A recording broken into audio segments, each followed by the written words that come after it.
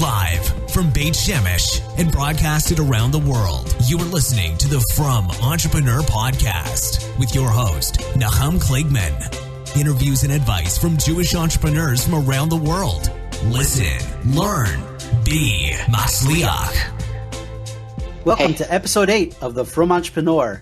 And today I'm very proud to have a very special guest, Gary Levitt, who's the founder of MadMimi. Gary is an entrepreneur. A company was sold out to Godaddy back in 2014. He was a musician, semi-pro skateboarder. He was from South Africa, lived in Boston, now lives in Yerushalayim. It's fantastic to have you. Gary, thank you for joining the show. Sure, thank you. So, one of the things, I love about the MadMimi story is that MadMimi is a product I was using and thousands of people were using before we knew there was even a Frum person behind it. It's just one of those products that you're using naturally because it was so fantastic. And then rumors started years ago, hearing that there's a Frum person behind it. And, we all celebrated when it was sold to GoDaddy last year. So, thank you for the inspiration and really, really exciting stuff. Cool. Yeah, it was, part of the core thing that made it possible to be, true to myself, was the opportunity to be able to work remotely. MadMimi doesn't have any physical offices anywhere. And I think one of the key features of that is being able to have a company that operates where, there's very little distinction on, how people express themselves outwardly, whether they are, observant and have a long beard or whether they, are whoever they want to be. So I didn't definitely, I didn't wear, I don't know, is the term wearing a hat on your shoulder or whatever, but I've always enjoyed kind of being a bit on the down low in any case. So MadMimi never had proper offices? It was always run remotely? Yeah, and still today, there's no offices. There's just under 50 odd employees working from all over the world, from all over the place, all over the US and Latvia and Germany, Israel, all over the place. That's fantastic. I mean, I don't know I'm sure you've read the 4-Hour Work Week by now if you haven't, but was Tim Ferris inspiring to that way of work? I know he promotes that a lot. Books like that, I generally find the title to be, what I gained from the book. I did not read Tim Ferriss's book. I did watch a few moments of a TED talk of Tim Ferriss, and I kind of, it was enough for me. One book I did read was actually a book called Getting Real that was written by Jason Fried, and he founded 37 Signals. Right. 37 Signals. 37. I always like to add 10. Yeah, whenever you have numbers in a company name, it tends to get a little bit murky, but That was a helpful book. But, I've typically stayed away from ideologies that I kind of read in books or fancy kind of, chokhmah that I gain from other entrepreneurs or whatever. And, I kind of put it in my back pocket in a way, but also I've never felt compelled to follow a map laid out by somebody else. I've kind of been determined to create my own map as I go. So when you started MadMimi, the plan from the beginning was to be a remote business? Yeah, that was the plan from the beginning. I was a busboy in restaurants for a long time in New York City. I was not observant at that time. I became more observant. That's what happens to you when you're a busboy. You become more observant. In SOHO, you start to ask yourself, like, what in the world am I doing? Oh my gosh. Becoming more... That's an amazing story. I want to backtrack a bit and then we'll get to the, how MadMimi got started and where you were holding and stuff. But sure. So you were born and raised in South Africa. Yep. Now Johannesburg? About an hour out of Johannesburg, on a farm area that was about an hour from the city, called Knopieslaagte, which, pretty much no one knows about. And so when did you move to the States? So I went to Boston to study music at Berkeley Music School. Oh, wow. When I was 18. And from there, I, kind of was intent on making my career to be a jazz bass guitarist. Wow. From there, I moved to New York to be a jazz bass guitarist. And that's how I got my busboying gig. So basically, you're busboying in the morning. Busboying gig, well, not quite in the morning. It was sort of like a 14-hour shift that I did 4 days a week so that I could afford to live in New York and play jazz. Wow. And then I transitioned from there into producing, well, for better or for worse, producing commercial music, which I did not enjoy. Was it like jingles and stuff like that? I mean, jingles, yeah. So took away, you used your creativity, but there's no artistic talent behind it, you're saying? Yeah. There was no artistic, there was no nothing. Yeah, it wasn't. It's basically when you're good at something and then you have to do something to make money that is not very good, you really derive zero satisfaction. There's zero growth involved. And I did music for the Oprah Winfrey Show for about a year.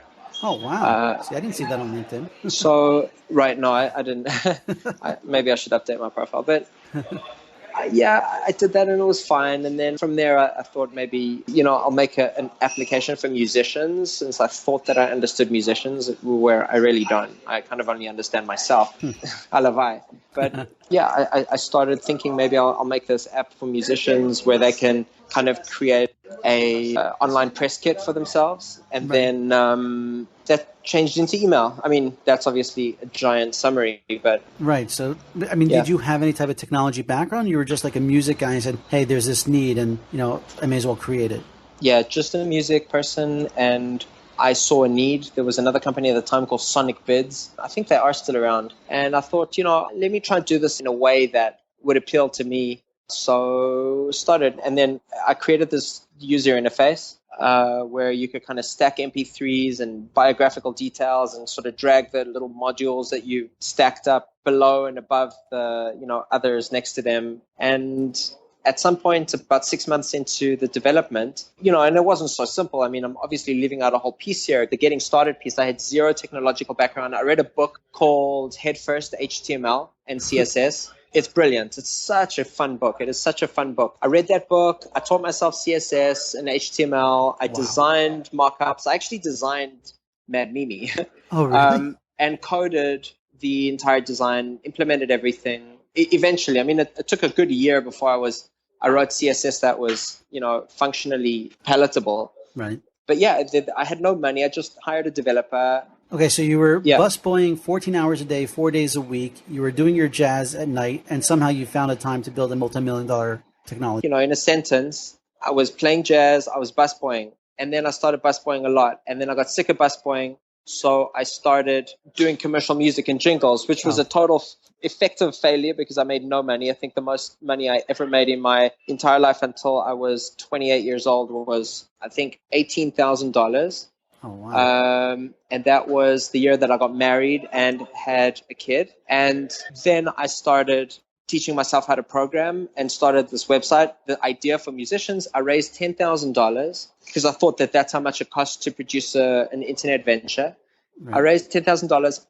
Then I looked online because I had discovered a little Ruby icon on my web host, which was at the time Media Temple. And I thought, and I clicked on the Ruby icon just randomly, and I saw a big banner that said Ruby on Rails, website development that doesn't hurt. And I thought, hey, wow, maybe I can create a website for musicians. This sounds totally freaking crazy, but let me try and come up with something. So, I put together some images and some pictures and kind of some fake mock-ups. I mean, not knowing absolutely anything. Anyone can kind of whip up a visual idea of something that kind of come up with in their head. You don't need any special skills for that. You just need a little bit of time and determination. Right. And from there, that failed. What year was this? 2006. Wow. Okay. And in that year, after the Ruby on Rails thing, this is what I did. And this is, I think, potentially different to the way most people do things. I didn't find a developer who would co-found with me or who I could pay with sweat equity or anything like that. What I did was I went to a website called Working with Rails, and this was a listing of all the most popular Ruby on Rails developers in the world, the guys who'd really made an impact in the Ruby on Rails scene. Right. And you can take the idea of Ruby on Rails and really transpose it anywhere to other development languages that have a bit of a culture around them. But I really started at the top, including the first guy I started with was actually David Miner Hansen, which was, he is the guy who invented Ruby on Rails, and he's a pretty big dude. So I reached out to him and asked him if he'd help me build MadMimi. You asked the founder of Ruby on Rails to help you build MadMimi. Yeah, and I went down from there. I started at the top. So he said no, but that didn't really bother me because I went down to the next best guy. You know what? I think he's doing okay. Yeah, he probably is. So I went to the next best guy. He was number 1, and I went to number 2 and number 3 and number 4 until I got down to around number 30, and I sent them all very personalized emails, very appropriate. And 2 guys actually said, yeah, sure, we'll do it. And it's like, okay, great. Here's this idea. I want to make it rock the marketplace. I want to make it, this awesome musician website where they can do, online press kits. And guess what? Maybe we can also just throw in, maybe they can schedule rehearsals, and maybe they can book tours, and maybe they can have a whole booking calendar, blah, blah, blah. And it was a disaster. I knew nothing about how to build software. So what they did is they, there was a lot of conflict because... Well, you were paying these guys, or they were... Yeah. I was paying them their consultancy rates. Wow. Eating up that minute $10,000 budget, and that got eaten up. Right. However, one amazing thing came out of it. At the end, they realized that the idea was really just a hodgepodge.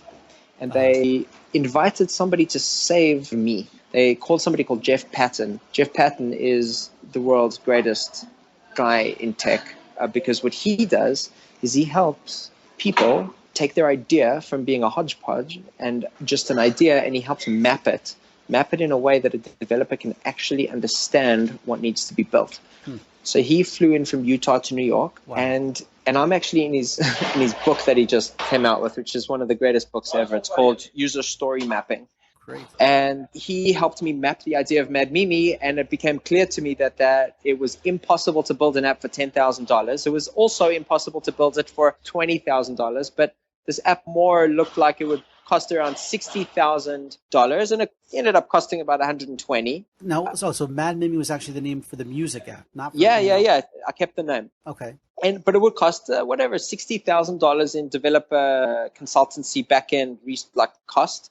Right. To produce this music app. Mapped it out, got the milestones together, and then started again with new programmers. And I did the same thing.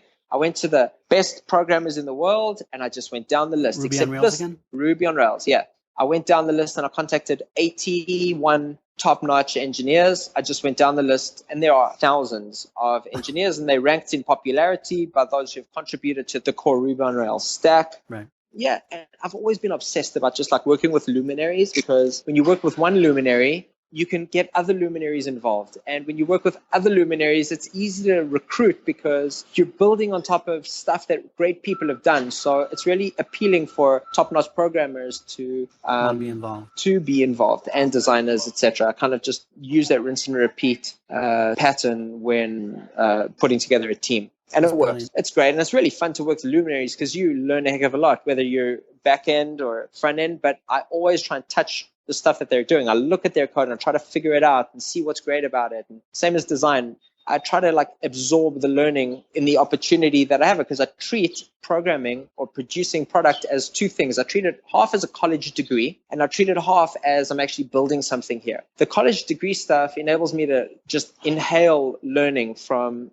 amazing people. Right. And and that's half of their consultancy fee, and the other half of the consultancy fee is actually to produce product or deliver features or functionality or whatever I need. And I shopped around this first piece of the plan to various consultancies and consultants or whatever, and I got various quotes. I asked them, how long do you think this would take? And it was very clear at this point because I had a map. Right.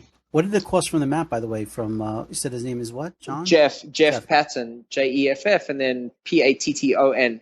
The cost of the mapping was free. Why was it free? Is because the engineers who were first working on the music app had a relationship with the guy, and there was so much conflict involved in the relationship that, Jeff, I don't know why he did it. The guy he's a really amazing individual. He came, he just flew from Utah to New York.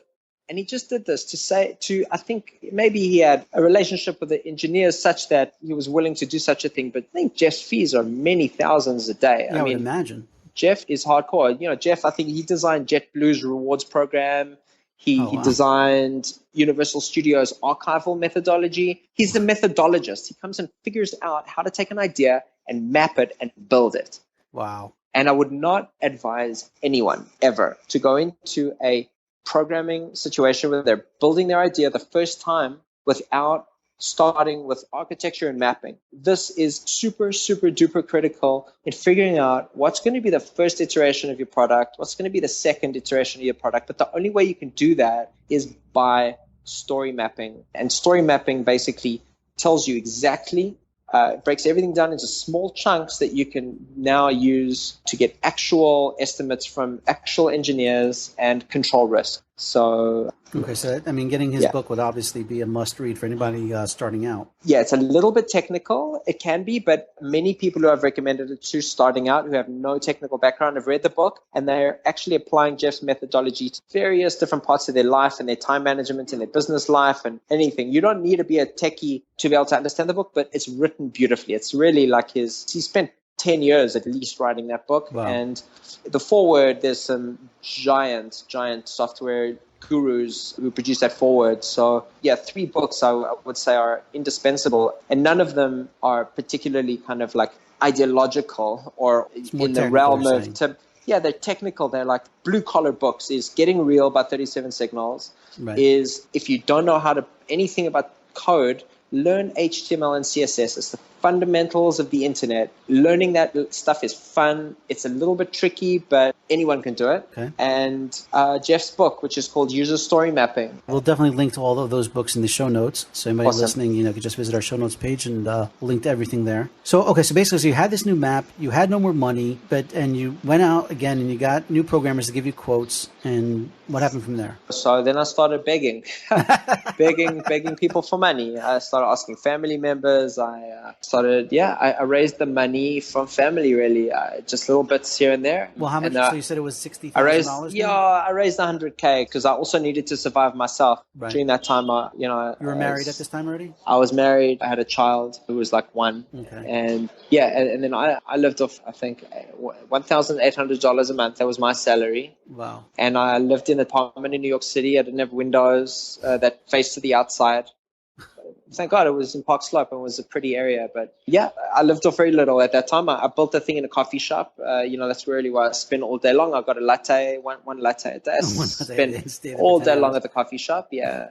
And they were tolerant. I paid $5 for the latte and I gave a $5 tip. Right. And it was fine. I mean, I wasn't the only person who was doing that kind of stuff. Right. Okay. So, let's continue with this story and then we'll get back to how Frum came into play. Yeah, I'll finish the story up quickly. Yeah. I got the 100,000. I started paying the developers really according to the map. Jeff became more and more unavailable. He was busy, super, super busy. I mean, I tried to get him to come to Godaddy to do a talk, and he's booked solidly for the next year. Oh, wow. So, to expect him to help me coach the developers through the map and help me manage it was very difficult. So I had to kind of blunt my teeth and figuring it out myself, which wasn't easy. And I made a lot of mistakes. And mistakes are critical to be able to learn. So please, everyone, just make mistakes. It's much better than to make, mistakes in process and granular aspects of process rather than to try and avoid mistakes at all costs and end up, not having. But yeah. And the Mimi, again, the JavaScript developer who I hired, he was responsible for writing the prototype script library, which was the competitor to, jQuery, which is now really the dominant JavaScript library that people use for their apps. Just always focusing on the fundamental ideal of I always only start with luminaries and I work my way down. Just start at the top and I work my way down. And then it launched in 2008 in April. There was no fancy launch. It was just basically this website went live. I got a blog post on a few places because of these luminaries. I could use their names, and I got just 1 or 2 posts. I got a post in Mashable and I got a post on Ajaxian, which is a geek blog. And I was in Starbucks. One person signed up, whatever. I was and just it was still a music app at this point? No.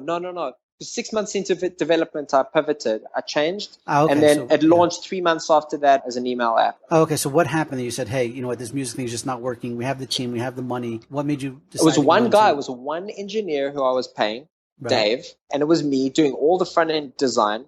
Then I got this JavaScript dude who I was learning a ton from, Toby. And then I called Jeff 6 months into the thing. I thought I'm getting scared. Like musicians, I don't understand them. And this whole interface thing, we can totally, or me or whoever could really infuse something different in the email world to build an email newsletter, which is part of me running a business. My jingle business is by sending emails to creative folk. Right. And I hated the idea of templates where you plug content into boxes and then you have to choose a template and be tied into that template. So I was like, I'm going to try and do something a little bit innovative in email. Built a stacking idea, by the way, that everyone uses now. Right. That was that was completely unique to MadMimi when we started, and now it's used by Emma and MailChimp and you name it. It's a modular thing that in 2008 they all were using templates.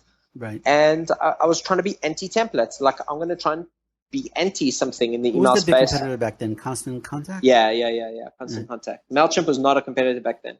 Right. And bit by bit, the app was just cutesy, going for people who really couldn't use their computers, really like basic technical audience, like not fancy schmancy, because I was that audience and I built the app for me. I didn't build the app by surveying my audience or figuring out what my customers wanted. Right. If I empathized with what I thought was the customer and said, what experience would I love if I was trying to do an email newsletter or an email promotion or whatever? And that kind of brought us very, very organic growth, no marketing. It was all word of mouth until there were significant revenues in the app. And then, thank God, Godaddy bought a very productive product. So, I mean, that was you really got it going 2007, and then 2014, 7 years later is when GoDaddy bought it from you. Yeah. And did Bob Parsons contact you himself, or how did that work? So Bob Parsons is out of the day-to-day operations of the company. He's still a minority shareholder, but right. He sold. It got acquired. Yeah, he sold GoDaddy to KKR and Silver Lake Ventures in 2011 or 2010 or something like that. And then they've kind of been responsible, or they're changing the company around, getting a more of a competitive technology force. They got to have a big office in Silicon Valley where a lot of their new product stuff is happening. Right. By the way, just a funny interjection here. I was using GoDaddy, I think within months after they launched, where I would call and I would speak to Bob Parsons himself. He was sitting in his kitchen, talking with his wife. And we used to schmooze it up, for hours at a time. That's unbelievable. Yeah. That's seriously history. Amazing. Yeah, that's how far I go back in the domaining world. But that's insane. That was very fun, and he was brilliant back then. Just really a sweet, nice guy. Still is. Obviously, I don't have any connection with him, since that time. But I just remember back in the early days, you were able to call GoDaddy and speak to Bob himself. It's incredible. Wow. Yeah. So how did this happen? You were looking to be acquired, or they contacted you? No, I was not looking to be acquired. Because the application was profitable, because it was making a lot of money, because there was a lot of people using it. Of course, it wasn't utopian. Everything is hard to make good. There's no such thing as free money. Right. And then Stephen Aldrich from GoDaddy reached out, and I got thinking that the synergy with GoDaddy actually makes a lot of sense, because there's a lot of crossover with the type of users who enjoy GoDaddy and MadMimi user, and I just felt that GoDaddy was a way to really help MadMimi reach a heck of a lot more of an audience. Right. And also the vibe of GoDaddy's new leadership team with Stephen and David Popowitz and a whole bunch of new folk that are based in Silicon Valley. It's got a good energy. So this is 2014. Had you moved to Israel yet at this point? Yeah. I've been living in Israel for 6 years. Oh, wow. Okay, so let's go back to the Frumkite. So how did that come into play? How did you get from New York to Israel and all that stuff? So after I realized I could work remotely while I was in New York, it became evident to me that maybe we'll come and try and check out Israel. Not necessarily to live here, but whatever. We came here for 2 months, my wife and I. And before you became from, you came to Israel? No. I became observant before I got married. My wife is from birth. Oh, okay. And she, I became observant like about 3 years before my wife and I met. Oh, wow. We met in 2005, I think. Oh, so you became from before you actually started MadMimi? Yeah.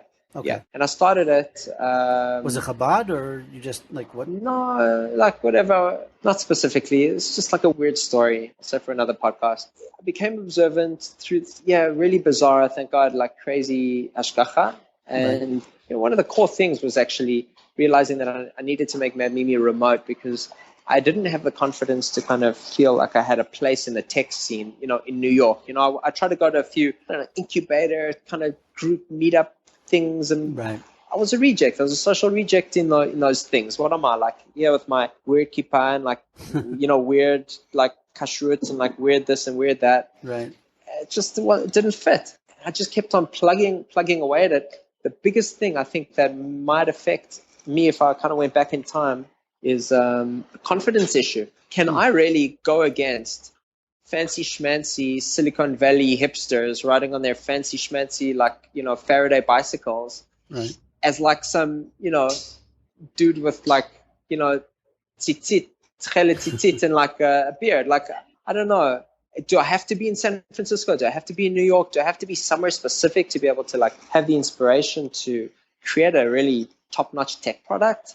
Right. And the answer is no, except it's hard to see that from the outset. I don't actually know how it happened, but at some point I really just said, they're all wrong and I'm right. And I just like told it to myself in a way that I really just like forced myself to just believe it and just push on. This is very inspirational for, the Frum world and for people that feel, hey, I can't be part of the scene. As you're saying, you don't have to be part of the scene in order to have a successful company. I think most people, the scene is for two things: one, recruiting, and two, for raising funds. But if you can put and the that right scene is defeating. Yeah. Like, I invest in a lot of companies right now, seed stage stuff. I'm telling you, all the scene does is produce sheep. It just produces sheep. This guy has this good idea. This guy has this good idea. To belong to a scene means that you do the things that scene does. By definition, it is problematic and stifling for sort of free, innovative ways of not only producing technology, but designing a company's culture. Just like figuring out that sometimes you don't need funds, but your whole scene around you is obsessed with like the success of a company being defined by like getting a Series A or getting such and such a valuation. It's such nonsense. Like, it's all relative. Like, if your company needs a Series A in order to function as a independent thing, then that's fine. But not because like it's a thing to do. Your goal is to try and get to a Series A or Series B or this or that. I mean, it's like a disease of these scenes. And even, I mean, I don't want to wholly speak out against incubators, but, I don't know what incubators in many ways are antithetical to free thinking among young entrepreneurs. So therefore, it's actually great to be a remote person who can't fit into a scene. It's actually a significant advantage if you have your sole objective being hiring the luminaries, just going for the top-notch guys. If you're looking for a designer, pound Dribble. Dribble is a big designer website. Sure. Look for the guys who've got 20,000 followers. They're followed by other designers. Look for the guys who've got like hardcore. Just look for the hardcore people. And all of a sudden, your confidence gets built up by the people who you're able to remotely work with, not by your scene or how pristine your hipster beard is. Right. What you're saying is so true. I once learned in sales, probably about 20 years ago, maybe 15, 20 years ago, that it takes the same amount of time and effort to contact somebody at the top as it does somebody at the bottom. For sure. So you may as well go at the top. I think people have an inborn fear, and this is something I've talked about in previous podcasts. People have an inborn fear of failure. And like you said before, making mistakes is good, right? I mean, you're talking more about coding, but I think in general, as an entrepreneur or someone that's creating something, it's okay to make mistakes. It's okay to fail. Yeah, and I think even creating a little failure fund is not a bad idea. Even when you're building a house or doing anything small, I always set aside a percentage of that expenditure to be a failure fund. Interesting. And also, if you think about you're attacking the top and really trying to do things that way as 50% college experience, like lessons in software development, then your objectives are twofold. The one is, I hope this guy like responds to me, or I hope this guy does what I want him to do. And the other half of that investment is really learning. Let me take this as an opportunity to learn how to kind of optimize my process and learn from like, well, what mistakes are going to come out of here? Well, I don't know yet, right. But I really want to find out. So I'm kind of like, I'm going to pay you a lot of money to learn some mistakes, please. And it's positive. All right. Okay. So are you still working for Godaddy, or you said you're doing investing, angel investing? Yeah, I do angel investing on the side. I mean, that's not, we'll see if it's the right decision in a few years or not. But I work for Godaddy. I lead the MadMimi product and part of their the leadership team currently. And I'm also working on something else called Pinecone, which is, I'm trying to see if I can do something creative and unique in the e-commerce, the very general e-commerce world. So we'll see. I have no idea. Is there, want to give us a little more detail about that, or is that still under wraps? I'm not a big believer in under wraps. It's a cute little persona-driven e-commerce app that hopefully should be live in the next month. Oh, fantastic! It's just a real fun way of creating a product listing, easily selling it, sharing it socially. It's kind of like social e-commerce. No fancy schmancy innovative idea, but mostly the innovation is happening on the way the app works and the way the thing makes you feel, and kind of focusing on sellers who are not ready for an Etsy or a Shopify or BigCommerce or something like that. Just really going for people who think that their computers are trying to kill them. So kind of like MadMimi, but for e-commerce. Yeah, exactly. Fantastic. That's great. Exciting stuff. And just going back to the angel investing for a second, what type of stuff do you like to invest in? And if there were any listeners out there that wanted to contact you or be in touch, is there a way to do that? The types of investments that I've been making these days are very much in the consumer internet space that have a revenue model, a business model where you monthly subscription or yearly subscription, stuff that makes money, not like social ventures that they hope will sell for $1 gajillion. Right. Yeah, just well-executed product, really functional, usable ideas where you're going into a crowded marketplace with something that just does things a little bit better than the existing players on the scene. Consumer internet, going for consumers, nothing enterprise, no hardware. Yeah, just like that's the scene that that's the scene I know and that I And you're can add strictly value investing to. in Israeli companies or people in Israel, or doesn't No, matter? not specifically. Okay. Anywhere in the world, really. And yeah, it's pretty easy to actually find me on the internet. So people just Google me. Lots of people find me through my LinkedIn thing, or it's very easy to find or put two and two together to figure out my email address on the internet. If somebody can't find you online, it's probably not the person you want to invest in. Yeah, exactly. Yeah, if you can't find me online, it's probably better for both of us. Right. Okay, I was going to ask some other questions, but Sure. Siyata D'Shmaya and Hashgacha Pratis, but really, your whole story is just one big Hashgacha Pratis story. It's really amazing, really inspiring, really fantastic. You know what? Let me just ask you one more question. What is the best advice you've ever received? It's from Bob Parsons himself with one of those crazy videos that I once watched in 2007 from the Godaddy. I watched a video called The 10 Commandments of Doing Business. Okay. I don't know. The biggest thing that I learned, I think those 10 commandments of Bob Parsons are actually quite good. But the biggest one was don't let anyone push you around. Why was that so incredible for me?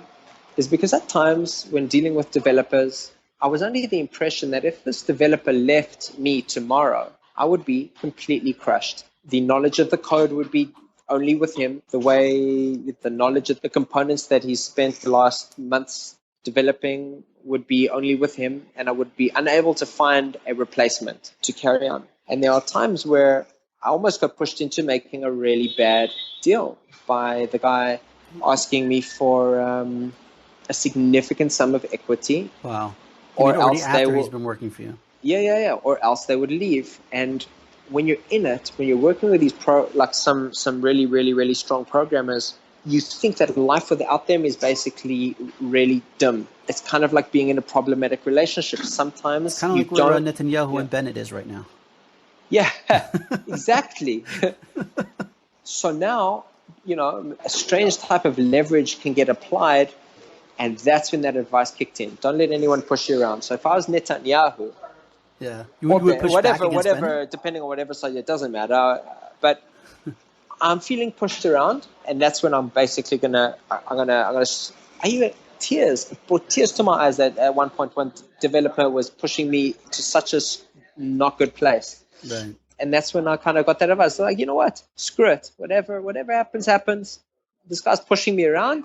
I'm going to say buzz off, like done. And that I think was extremely valuable to me, because every single time I've been through this situation of somebody basically who holds a huge anvil over my head, dropping it, I survive. I get up and life goes on. And you actually find that the next guy's always better. So you actually fired this guy? Yeah. Oh, brilliant. Yeah, Right. and I found someone else. Excellent. Well, Gary, listen, I really appreciate you joining us. I really appreciate your time. Really, absolutely fantastic episode. There's so much to digest, so much to learn from your story. I wish you nothing but continued hatzlacha and miles with everything you're doing. I'm looking forward to Pinecone. That sounds awesome. And really great. Thank you so much for your time. Sure. Cool, Nachum. And yeah, thanks for the invite. Sorry about the background noise. Nah, don't worry about it. We're used to it. Yeah. All right, Gary, thank you so much. Have a wonderful day, and good luck, Boomer. Yeah, cool. Ciao. You too. Bye. Live from Beit Shemesh and broadcasted around the world, you are listening to the Frum Entrepreneur Podcast with your host, Nachum Kligman. Interviews and advice from Jewish entrepreneurs from around the world. Listen, learn, be Matzliach.